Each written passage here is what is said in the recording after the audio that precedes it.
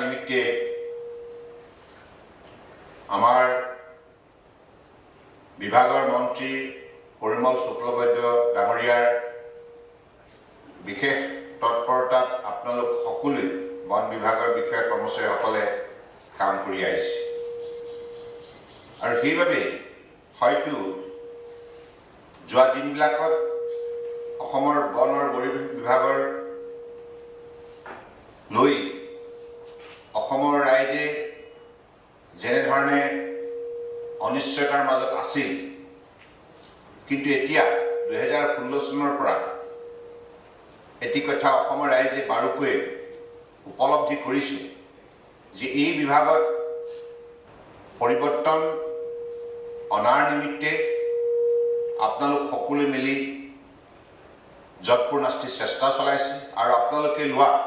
গুৰুত্বপূৰ্ণ পদক্ষেপৰ বাবে আজি বন বিভাগে তেখেতসকলৰ যিখন কাম কাজৰ সফলতাৰ খাতিয়ান আজি আপোনালোকে অসমৰ বৰাক ব্ৰহ্মপুত্ৰ পাহাৰ ভৈয়ামৰ 3 কোটি 30 লক্ষ মানুহৰ সন্মুখত দাঙি ধৰিবলৈ সক্ষম হৈছে বহুকেইটা সেক্টৰত আপোনালোকে সাকসেস ষ্টৰী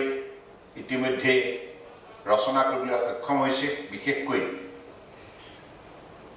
এহিঙীয়া গড় যি নিধনযোগ্য চলি আছিল তাৰ ওপৰত কাৰো নিয়ন্ত্ৰণ নাছিল যেতিয়াই যাৰে যি ইচ্ছা তেনেধৰণে চোৰাং চিকাৰীসকলে কাজিৰঙাৰ লগতে অন্যান্য ৰাষ্ট্ৰীয় উদ্যানত প্ৰৱেশ কৰি এহিঙীয়া গড়ৰ লগতে অন্যান্য বন্যপ্ৰাণী নিধন কৰিছে কিন্তু এই নিধনযোগ্য ৰোধ কৰিবৰ বাবে আপোনালোকে যিবিলাক পদক্ষেপ গ্ৰহণ কৰিলে ইয়াৰ বাবে আজি অসমৰ ৰাইজে নিজ চকুৰে সেই পৰিৱৰ্তনৰ পৰিৱেশটো আজি প্ৰত্যক্ষ কৰিবলৈ সক্ষম হৈছে এতিয়া চোৰাং চিকাৰী উৎপাতো নাইকিয়া হ'ল দুই এজনৰ মাজতে ভুমুকি মাৰিলে বন বিভাগৰ তৎপৰতাত আৰু কাজিৰঙাৰ চৌদিশে তথা 5খন জিলা প্ৰশাসন পুলিচ প্ৰশাসন বন বিভাগে মিলি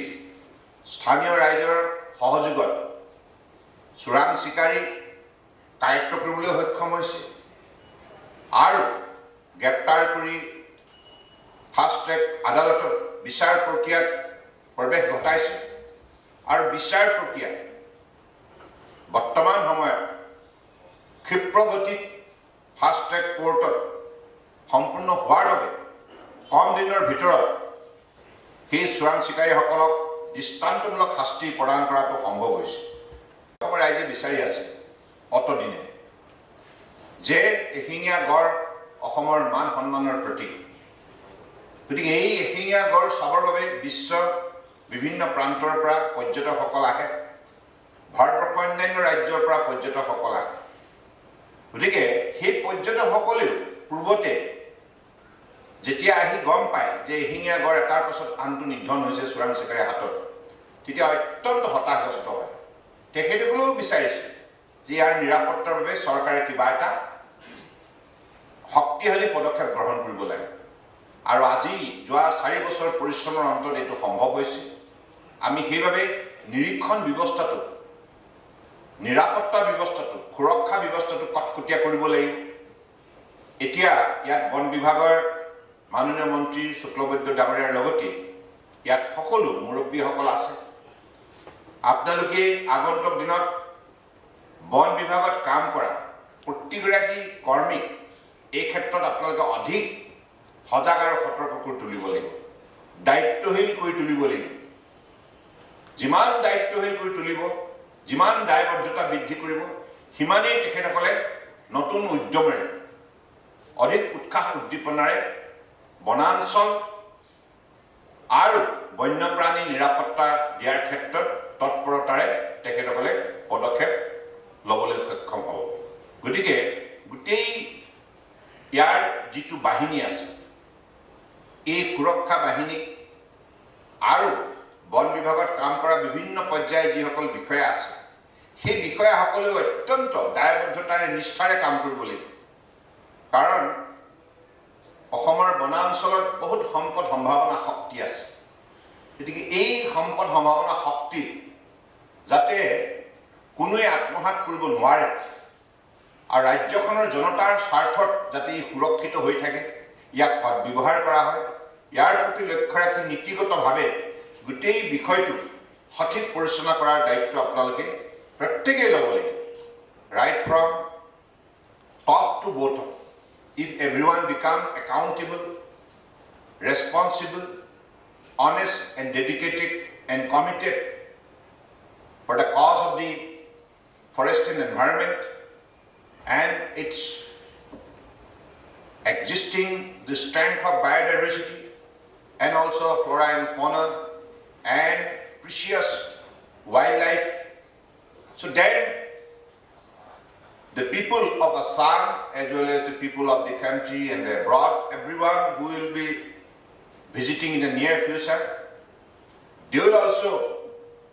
must receive a message that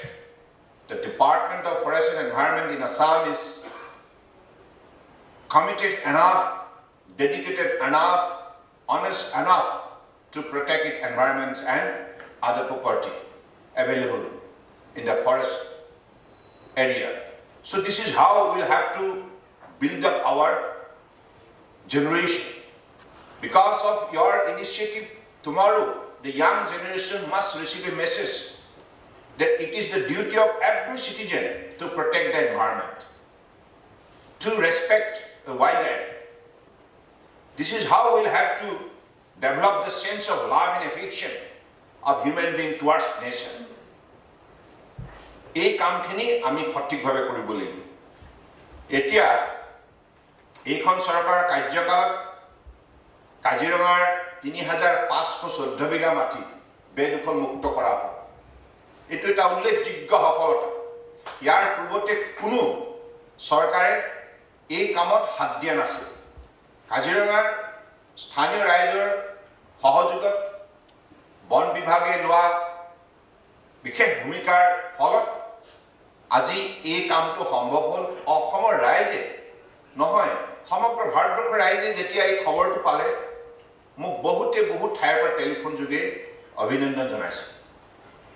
অৰ্থাৎ মানুহে ভাল পোৱা কাম কৰিব লাগে মানুহে ভাল পোৱা কাম কৰিলে নিজৰো আনন্দ আছে সমাজৰ আনন্দ আছে আৰু এইখিনি কাম আমি কৰিব পাৰিলে আগন্তুক দিনত আমাৰ জীৱনো সাৰ্থক হ'ব এতিয়া এইবাৰ যোৱাবাৰ মই দেখিলোঁ যে ৩৩টা হাইলেণ্ড নিৰ্মাণ কৰা পদক্ষেপটো কিমান সমীচীন আছিল কিমান প্ৰাসংগিক আছিল ইয়াৰ পূৰ্বতে আমি কোনোৱে অধ্যয়ন কৰা নাছিল যে বন্যপ্ৰাণী যিবিলাক আছে কাজিৰঙা যেহেতুকে প্ৰতি বছৰে বানপানী হয় ৱাটাৰ লেভেল কেতিয়াবা 10 ফুট 14 ফুটলৈকে উঠি যায় 14 ফুটলৈকে ৱাটাৰ লেভেল যেতিয়া উঠি যায় আৰু হাইলেণ্ড অৰ্থাৎ হাইলেণ্ড মানে তেতিয়া ৰাষ্ট্ৰীয় ঘাইপথটো হাইলেণ্ড সেই হাইলেণ্ড পাবৰ বাবে 3 কিলোমিটাৰ 4 কিলোমিটাৰ যেতিয়া বিভিন্ন বন্যপ্ৰাণীবিলাকে সাঁতুৰিব লগা হয় কুবাল ফুটত বহুত কাৰেণ্ট থাকে ইমান গভীৰতাৰ মাজত বন্যপ্ৰাণীবিলাকৰ সৰু সৰু যিবিলাক পোৱালি সেইবিলাকে যেতিয়া সাঁতুৰিব লগা হয় তেতিয়া বহু সংখ্যকে 1-2 কিলোমিটাৰ সাঁতোৰাৰ পাছত দে ফিল টায়াৰ্ড আৰু সেইটো সময়ত তাতে কলেপছ হৈ যায় ঠিক সেইভাবে হাইলেণ্ডটো নিৰ্মাণ কৰাটো অত্যন্ত সঠিক সিদ্ধান্ত আছে আৰু হাইলেণ্ডটো নিৰ্মাণ কাৰ্য সম্পূৰ্ণ হোৱাৰ পাছত তাত বিভিন্ন বানপানীৰ সময়ত যেতিয়া আমাৰ বনৰীয়া জীৱ-জন্তু যেতিয়া আশ্ৰয় ল'লে আশ্ৰয় লোৱাৰ দৃশ্যটো যেতিয়া সমগ্ৰ অসমৰ ৰাইজে দেখিলে আমি দেখিলোঁ ভাৰতবৰ্ষৰ ৰাইজে দেখিলে বিশ্বই দেখিলে আজিৰ তাৰিখত সকলোৱে এই পদক্ষেপটোক প্ৰশংসা কৰিছে গতিকে এতিয়া আমি এইবাৰ মই গৈ পেলাই এটা অভিজ্ঞতা তাৰ পৰা বটুলি আনিছোঁ এই কথাটো আপোনালোকক ক'ব বিচাৰিছোঁ সেই হাইলেণ্ডত কিছু গ্ৰীনেৰী ডেভেলপ হৈছে ঘাঁহ তাত গজিছে কিন্তু সেই ঘাঁহখিনি যথেষ্ট নহ'ব মই তাৰ বন বিভাগৰ আমাৰ ডাইৰেক্টৰ কাজিৰঙা সুধিলোঁ যে তেওঁলোকে খাব কি তেওঁলোকে ক'লে যে হাইলেণ্ডৰ তলত মেটেকা আছে এই হাইলেণ্ডৰ পৰা নামি পেলাই তেওঁলোকে গোটেই দিনটো মেটেকা খাই থাকে মেটেকাটো গড়ে খুব ভাল পায় খায় অন্যান্য জীৱ জন্তুবিলাকো খায় গতিকে আমি যিহেতুকে আমাৰ তৰফৰ পৰা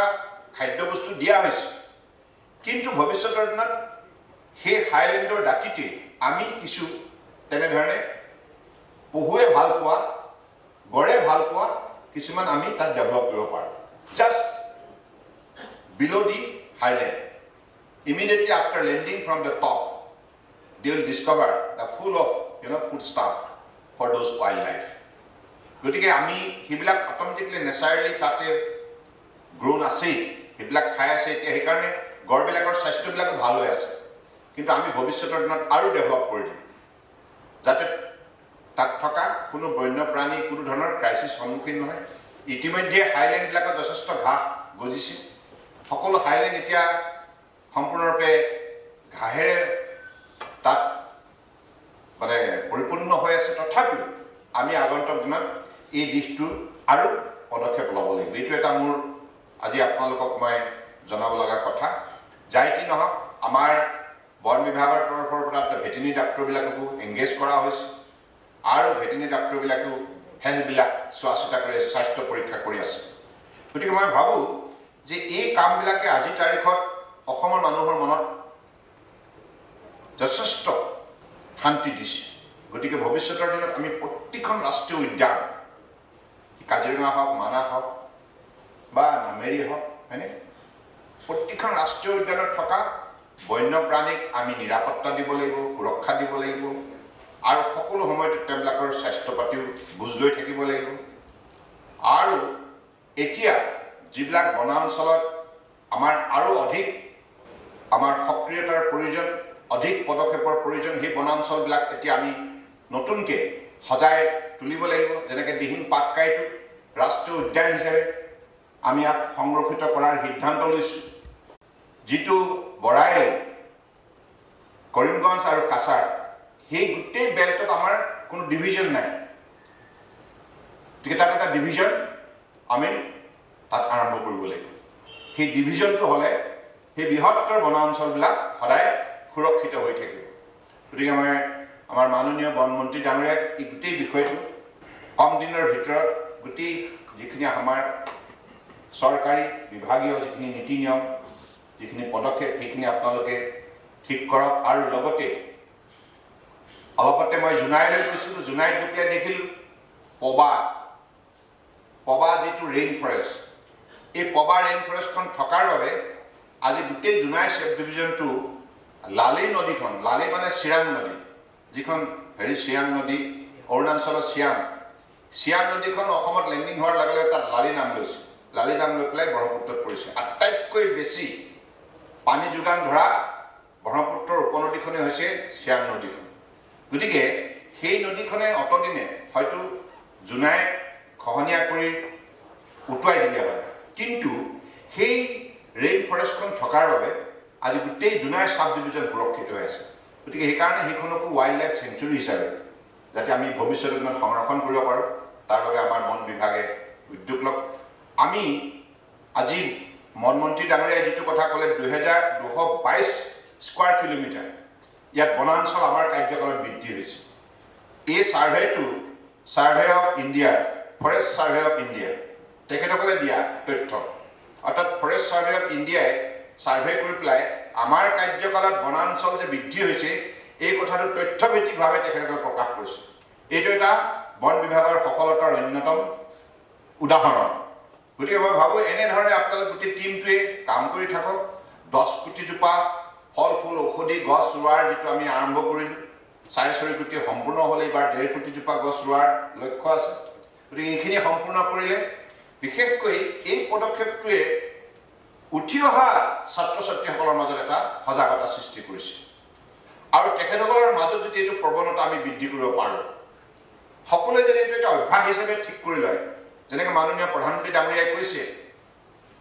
পৰিষ্কাৰ পৰিচ্ছন্নতা ঈশ্বৰ পৰায়ণতা, য'তে ত'তে জাবৰ জোঁথৰ নেপেলাব।